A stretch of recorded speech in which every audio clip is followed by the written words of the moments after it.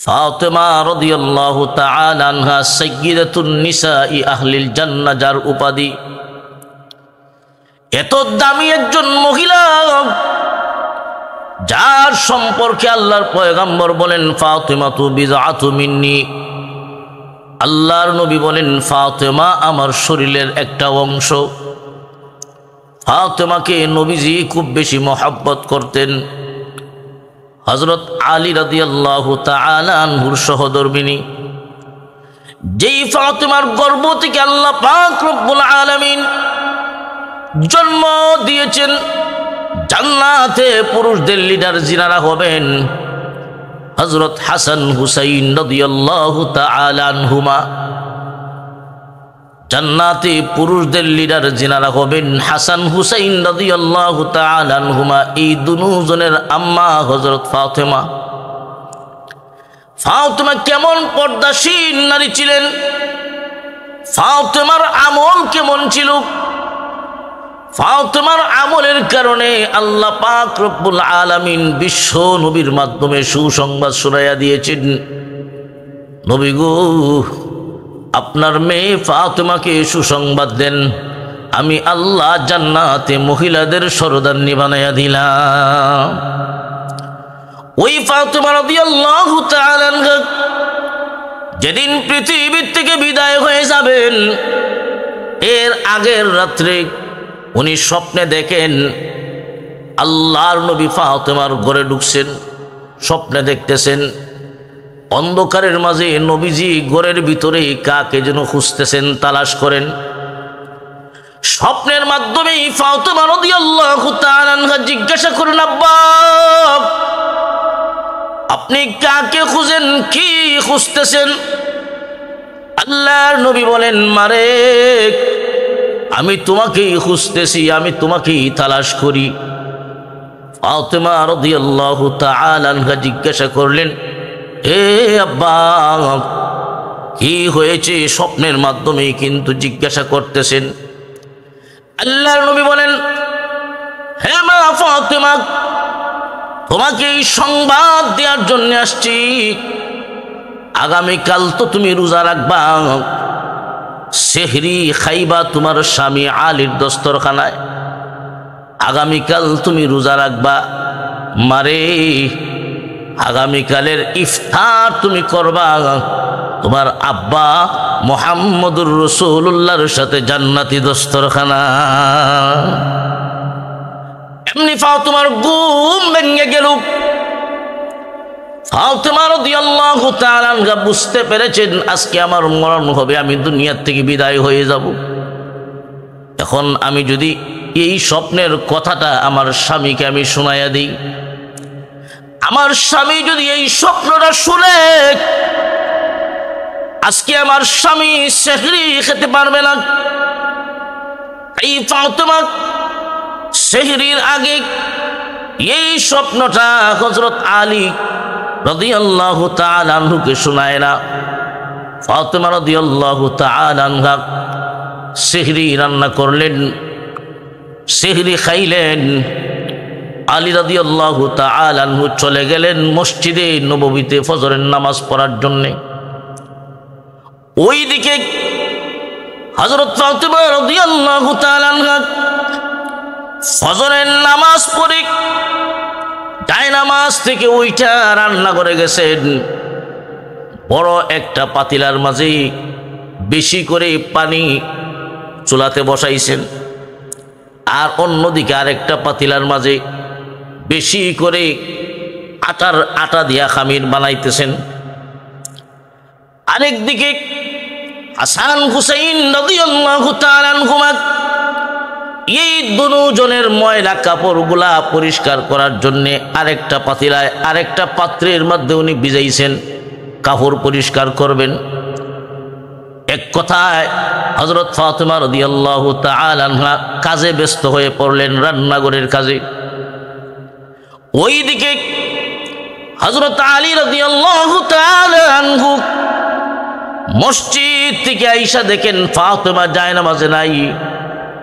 প্রতিদিনের অভ্যাস ছিল হযরত আলী মসজিদ থেকে আসতেন, দেখতেন হযরত ফাতেমা জায়নামাজে বসা আছে, কারণ ফজরের নামাজ পড়ে ইশরাক না পড়া পর্যন্ত হযরত ফাতেমা জায়নামাজ থেকে উঠতেন না। কিন্তু আজকে তো দেখেন ফাতেমা জায়নামাজে নাই। কারণ কি? তালাশ করতেছেন ফাতেমা কোথায় গেছেন। ইয়া দেখেন রান্নাঘরের কাজে ব্যস্ত, রান্নার কাজে ব্যস্ত। হযরত আলী রাদিয়াল্লাহু তাআলা আনহু বলেন, হে ফাতেমা, আমি কোনোদিন দেখি নাই ফজরের নামাজ থেকে আইসা তোমাকে জানামাজ থেকে উঠতে। এই জায়নামাজে বসা থাকতে পাইতাম, কিন্তু আজকে তুমি এত কাজে ব্যস্ত হয়ে গেলে কেন? হযরত ফাতেমা রাদিয়াল্লাহু তাআলা আনহা বলেন, স্বামী হে, আমি তো আপনাকে সেহরির আগে আমার স্বপ্নটা শোনাই নাই। আজকে আমি একটা স্বপ্নে দেখেছিলাম, আজকে আমি একটা স্বপ্ন দেখেছি, সেহরির আগে আমি আপনাকে শোনাই নাই। এই জন্যে এই স্বপ্নটা যদি আপনাকে শোনাইতাম, আপনি আর সেহরি খাইতে পারতেন না। হযরত আলী বলেন, ফাতেমা রে, কি স্বপ্নটা একটু শুনি। ফাতেমা রাদিয়াল্লাহু তাআলা আনহা বলেন, ওগো প্রাণের স্বামী, আমি স্বপ্নে দেখেছি আমার আব্বা আজকে আমার ঘরে আসছেন।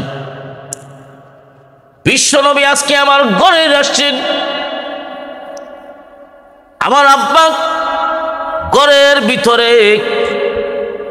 অন্ধকারে কি যেন আমার আব্বা খুঁজতেছেন, আমার আব্বা কি যেন তালাশ করেন। আমি জিজ্ঞাসা করলাম স্বপ্নের মাধ্যমে, আব্বা কাকে খুঁজতেছেন? আমি স্বপ্নের মাধ্যমে জিজ্ঞাসা করলাম, আব্বা আপনি কি খুঁজতেছেন, কাকে খুঁজতেছেন? আমার আব্বা বলেন, মারে আমি তোমাকেই খুঁজতেছি। অগপ্রাণের স্বামী, আমার আব্বা আমাকে আজকে সুসংবাদ দিলেন, সংবাদ শোনায়া দিলেন, মারে আজকে তুমি রমজানের রোজা রাখবা, সেহরি খাইবা তোমার স্বামী আলীর সাথে, আর ইফতার করবা তোমার বাবা মুহাম্মদুর রাসূলুল্লাহর সাথে জান্নাতের দস্তরখানা। এই স্বপ্নটা শোনার পরে হযরত আলী রাদিয়াল্লাহু তাআলা আনহু হাউমাউ করে কান্না শুরু করে দিয়েছেন, হাউমাউ করে কান্নাকাটি শুরু করে দিয়েছেন ছোট বাচ্চাদের মতো। হযরত আলী রাদিয়াল্লাহু তাআলা আনহু হাউমাউ করে কান্না শুরু করে দিয়েছেন। ছোট বাচ্চারা যেমন ভাবে হাউমাউ করে কান্দে, এইভাবে হযরত আলী কান্না শুরু করে দিয়েছেন। পকেটে কাগজ এটা কাটতে হবে। আলী রাদিয়াল্লাহু তাআলা আনহু ছোট বাচ্চাদের মতো হাউমাউ করে কান্না শুরু করে দিয়েছেন। ওইদিকে হযরত ফাতেমাও কান্দে, স্বামী স্ত্রী দুজন কান্দে। হাসান হুসাইন রাদিয়াল্লাহু তাআলা আনহুমা এই দুজন ছোট্ট বাহিরে খেলাধুলা করতেছেন। আর তাকায় দেখেন ঘরের ভিতরে ওনাদের আম্মা ফাতেমা কান্দে, হযরত আলী কান্দতেছে, আম্মাও কান্দে, আব্বাও কান্দে। এই দৃশ্যটা দেখার উপরে হাসান হুসাইন রাদিয়াল্লাহু তাআলা আনহুমও কান্দে। জিজ্ঞাসা করতেছেন, বাবার কাছে যায়, আব্বা কি হইছে? মার কাছে যায়, মা বলতেছেন কি হইছে? মাকে বলতেছেন কি হইছে? তোমার কোনো কথা বলে না। এই ছোট বাচ্চাদেরকে কিভাবে সংবাদ দিবে? আজকে ওনার মরণ হবে, দুনিয়া থেকে বিদায় হয়ে যাবেন। এই কথাটা, ওনার ইন্তেকালের কথাটা কেমনে হাসান হুসাইনকে শোনায়? হযরত ফাতেমা বলেন, রে বাবারা, আজকে তোমরা এখন ঘরের ভিতরে কেন? তোমরা যাও তোমাদের নানাজির কাছে, তোমরা যাও তোমাদের নানাজির কাছে। এমন সময় তোমরা ঘরে কেন ঘর থেকে বের হয়ে যাও? হাসান হুসাইন রাদিয়াল্লাহু তাআলা আনহুমা একটা দৌড় দিয়া রওজায়ে আতহারের উপরে নানার রওজা শরীফের উপরে বসে গেছেন। হাসান হুসাইন রাদিয়াল্লাহু তাআলা আনহুমা রওজার উপর থেকে ডাক দেন, বিশ্বনবী রওজার ভিতর থেকে হাসান হুসাইনের জবাব দেয়। সুবহানাল্লাহ। ভাইরা আমার, যেই হাসান হুসাইন রাদিয়াল্লাহু তাআলা আনহুমা বিশ্বনবী দুনিয়া থাকা অবস্থায় নবীজির কাঁধের উপরে উঠতেন, খেলাধুলা করতেন। এমনকি বিশ্ব নবী নামাজে থাকা অবস্থায়ও হাসান হুসাইন নবীজির ঘাড়ের উপর উঠত। এখন নবী দুনিয়াত নাই, নবীজির রওজার উপর থেকে হাসান হুসাইন দুজন কথা কয়। নবীজি রওজার ভিতর থেকে জবাব দেয়। নবীজির রওজা শরীফ হাজার হাজার মানুষ জিয়ারত করি, কেউ শুনে না, কেউ তাদের কথা শুনে না। হাসান হুসাইন কথা বলেন, বিশ্বনবী জবাব দেন, একমাত্র হাসান হুসাইন শুনে। হাসান হুসাইন রাদিয়াল্লাহু তাআলা আনহুমা কথা বলতেছেন নবীজির সাথে। নবীজি রওজার ভিতর থেকে বলতেছেন, রে নাতিরা, তোমরা এখন এখানে কেন? হাসান হুসাইন বলেন, আমাদের আম্মা আমাদেরকে পাঠাইয়া দিছে। আল্লাহর নবী বলেন, নাতিরা যাও, তোমরা তোমাদের ঘরে যাও, যত বেশি করে পারো তোমাদের আম্মা তোমার চেহারার দিকে তাকায়া থাকবা, যত বেশি করে পারো তোমাদের মার চেহারার দিকে তাকায়া থাকবা।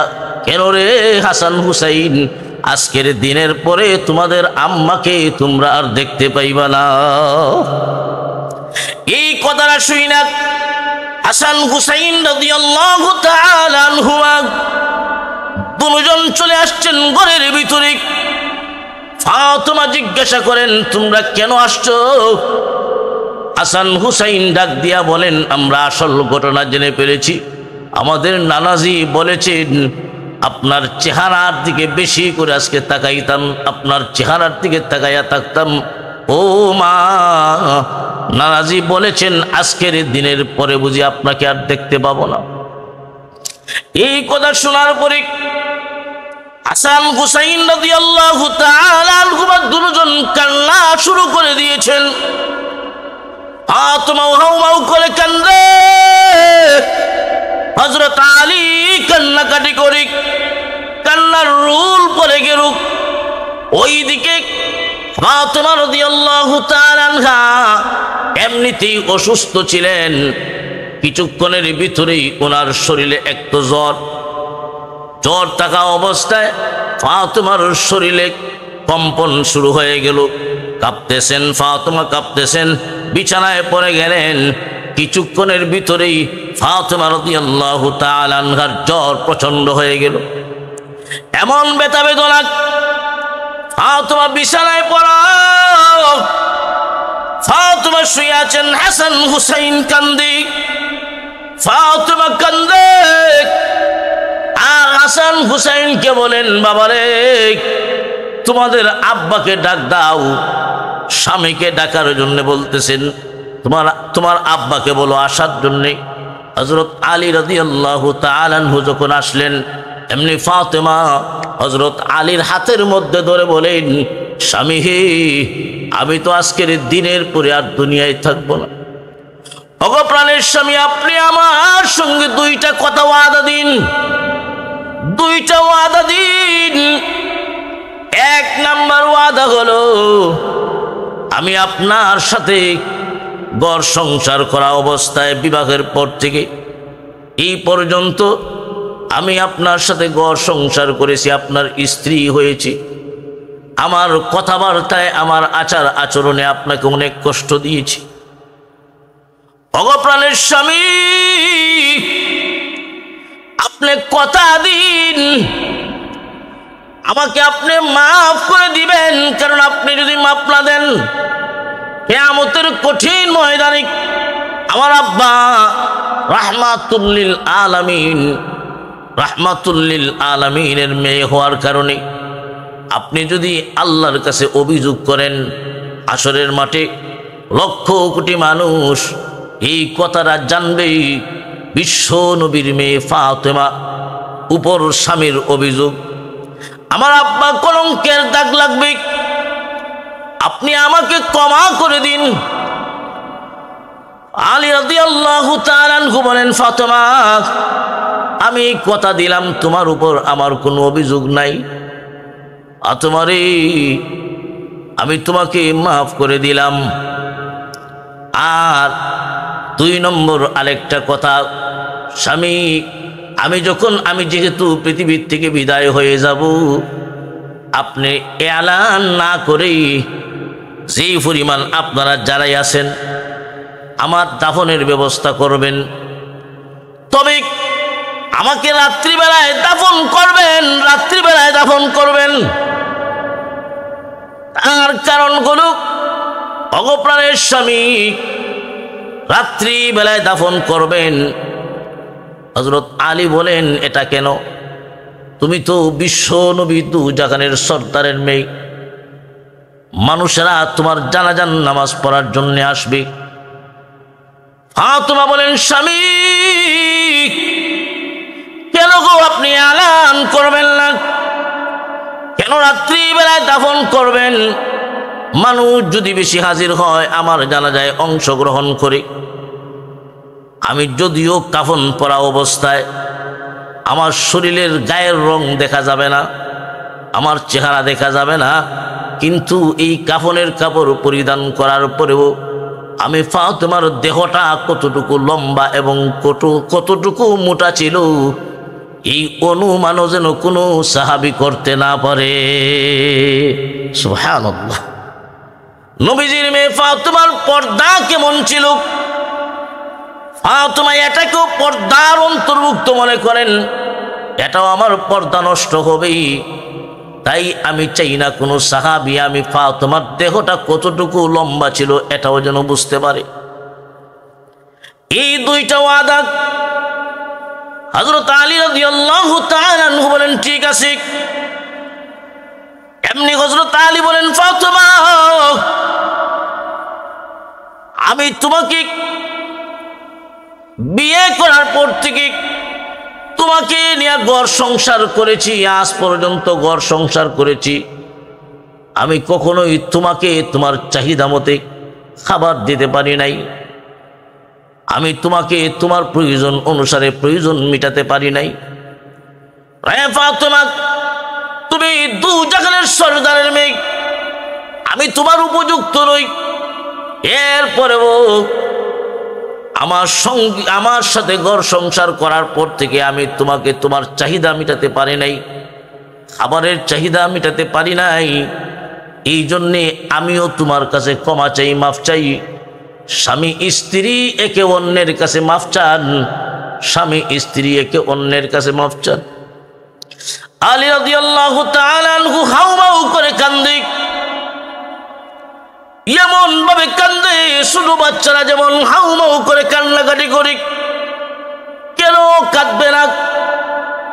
আলী রাদিয়াল্লাহু তাআলা আনহু ফাতেমাকে খুব বেশি মহব্বত করতেন, ভালোবাসতেন, ফাতেমাকে খুব বেশি মহব্বত করতেন।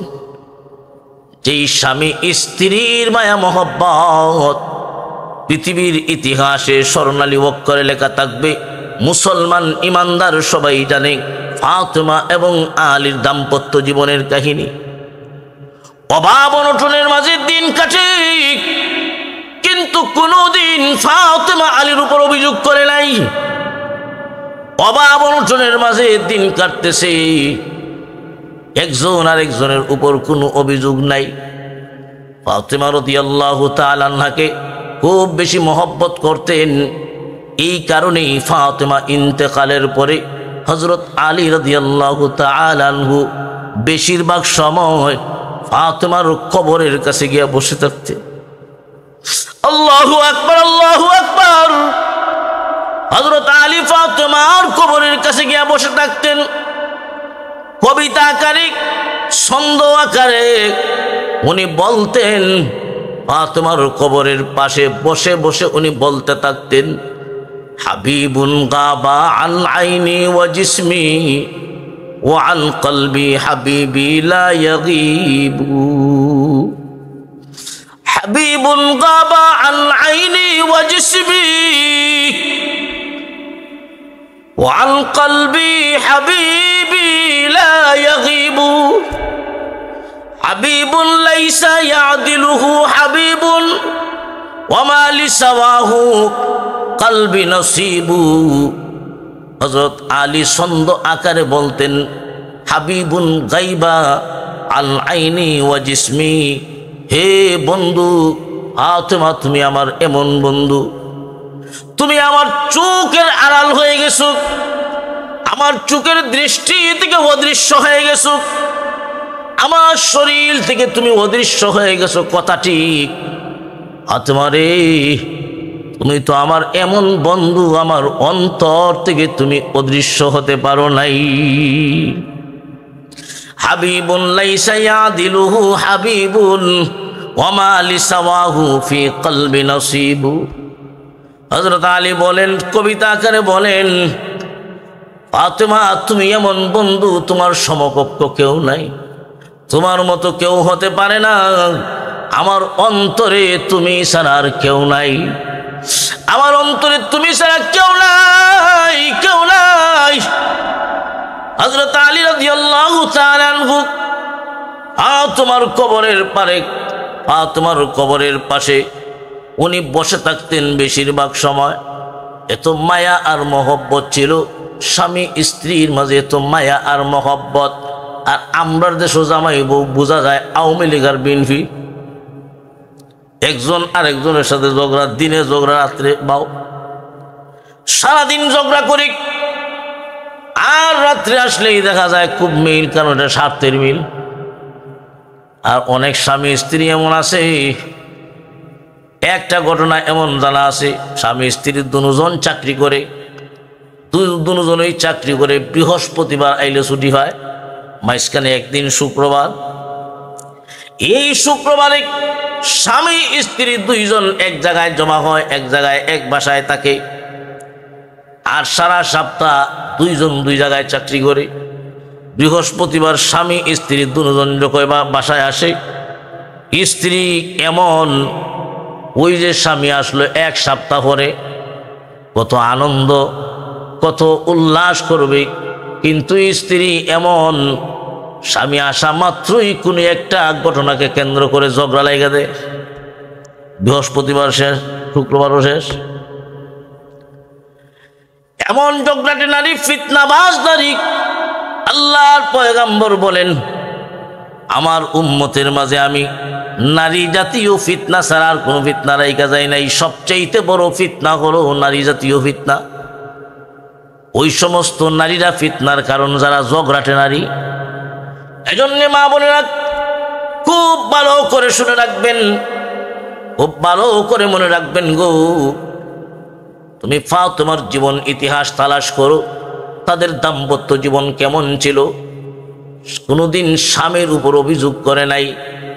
অনেক দিন এমন হয়ে গেছে ফাতেমার চুলার মাঝে আগুন ধরে নাই, কিন্তু কোনোদিন অভিযোগ নাই। ও মা, তুমিও যদি ফাতেমার মতো হোক, ফাতেমার মতো আদর্শ যদি তোমার মাঝে ফিট করতে পারো গো মা বোন, তাহলে তোমার সংসারটাও হয়ে যাবে সোনার সংসার, জান্নাতি সংসার। রসুলের মেয়ে ফাতেমা, ওনার স্বামী স্ত্রীর দাম্পত্য জীবনটা কেমন এবং ওই ফাতেমার পর্দাটা কেমন, আপনারা মনে করতে পারেন বিশ্ব নবীর মেয়ে হওয়ার কারণে আল্লাহ পাক রব্বুল আলামিন ফাতেমাকে জান্নাতের সার্টিফিকেট দিয়েছেন স্বজনপ্রীতি কইরা। না না, এমন না। ফাতেমাকে আল্লাহ জান্নাতের সার্টিফিকেট দিয়েছেন ফাতেমার আমলের কারণে। নবীর মেয়ে ফাতেমার আমল কেমন ছিল, আর আমরা দেশের ফাতেমার আমল কেমন? নাম ফাতেমা, কিন্তু আমল করে, কাজ করে শয়তানের চাইতেও খারাপ। এজন্য ভাইরা আমার, ওই ফাতেমা রাদিয়াল্লাহু তাআলা আনহা খাতুনে জান্নাত, নবীর কলিজার টুকরা মেয়ে ফাতেমা রাদিয়াল্লাহু তাআলা আনহা হযরত আলী রাদিয়াল্লাহু তাআলা আনহুর কাছ থেকে মাফ চাইয়া স্বামী ও স্ত্রীর কাছে মাফ চাইলেন। কিছুক্ষণের ভিতরেই ফাতেমা দুনিয়ার থেকে বিদায় হয়ে গেছেন। ওই যে আল্লাহর নবী বলেছিলেন, মারে আজকে তুমি রোজা রাখবা, সেহরি খাইবা তোমার স্বামীর সাথে স্বামীর দস্তরখানায়, আর ইফতার করবা তোমার আব্বার সাথে জান্নাতি দস্তরখানায়। ফাতেমা দুনিয়ার থেকে বিদায় হয়ে গেছে। হাসান হুসাইন রাদিয়াল্লাহু তাআলা আনহুমা ছোট্ট, এই ছোট দুইজন নবীজির খুব মহব্বতের নাতি, মা দুনিয়াত নাই, এতিম। বাবা হযরত আলী রাদিয়াল্লাহু তাআলা আনহু, ফাতেমা ইন্তেকালের পরে হাসান হুসাইন বেশি বেশি সময় নবীজির রওজার সামনে যাইতেন, মার কবরের কাছেও যাইতেন। হযরত আলীও ফাতেমার কবরের পাশে বসা থাকতেন। কেমন হাসান হুসাইন, মা কেমন,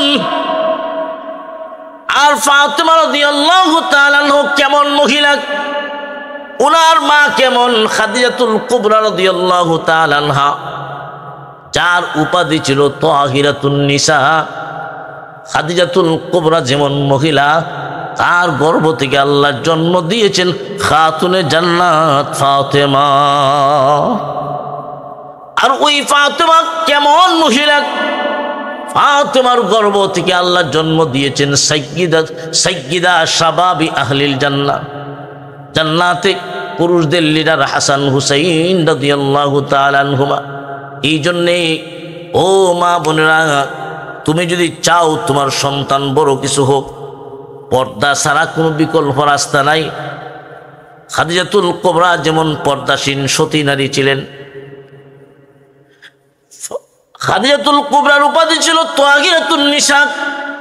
আরবে মহিলাদের মাঝে পবিত্র মহিলা, পবিত্র মহিলা। খাদিজাতুল কুবরার গর্ভ থেকে, পবিত্র গর্ভ থেকে আল্লাহ জন্ম দিয়েছেন খাতুনে জান্নাত।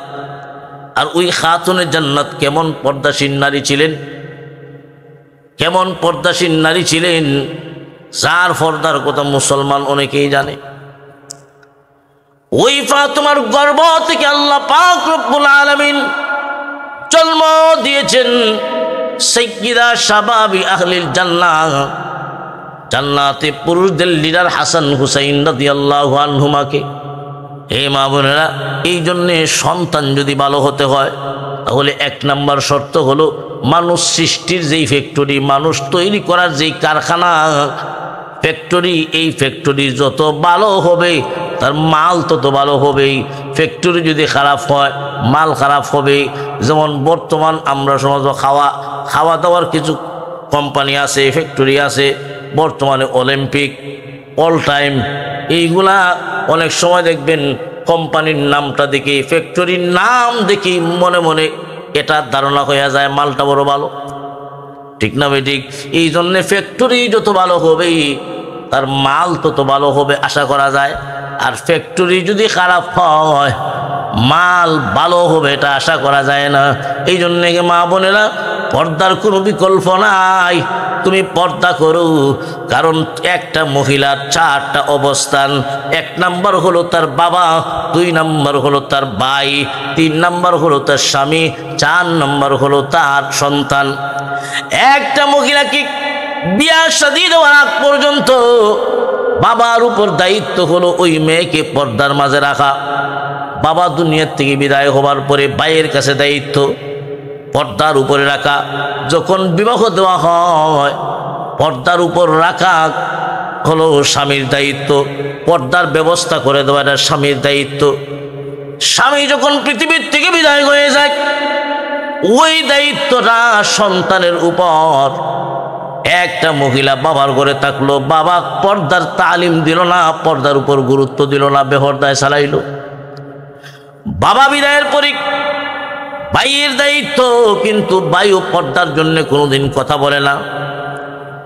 যখন স্বামীর কাছে আসলো, স্বামীও তার স্ত্রীকে পর্দায় রাখলো না।